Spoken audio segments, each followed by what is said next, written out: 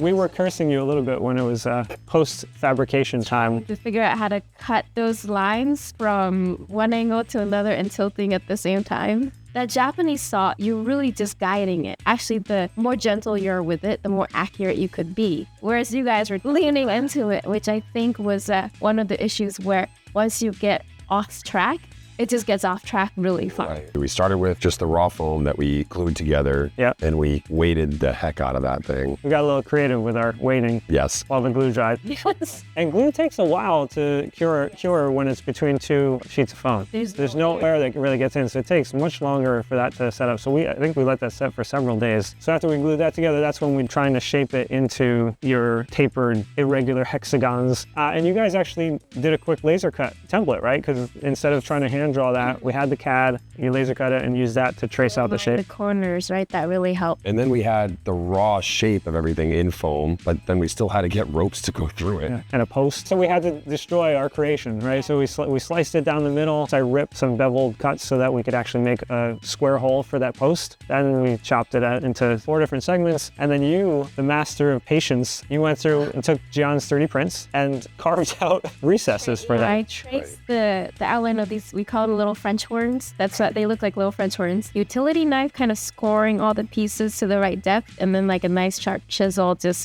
popping the little pieces out. And it worked out, and it's inside, so it didn't have to be pretty, but it definitely worked. And then you guys glued everything together with the post and the 3D printed parts. Yeah. Did you have to clamp that too? Like how did you clamp all this? Painter's tape. It's your best friend. Tape's a great clamp. Yes, especially with lightweight material like foam, it really does hold up really well. Yeah. We wanted to make sure that the seams between the different panels were beautiful. And ideally, you can sew all this together just like you would any kind of fabric upholstery, but leather is notorious for ripping. When you sew everything together, it's perforated piece of plastic that, you just have to pull it hard enough, it just all comes apart. And contact cement was the thing that allowed us to apply it, let it sit for 15 minutes, and then once it's shiny and tacky, you kind of push it together and just press it. So I had this genius idea of using a rubber mallet. I invented that idea. Smack it. No, I didn't. We really had a much bigger gap than I had expected. I was hoping to just get some Velcro to just wrap them all together, but that didn't work. And we came up with this idea of lacing,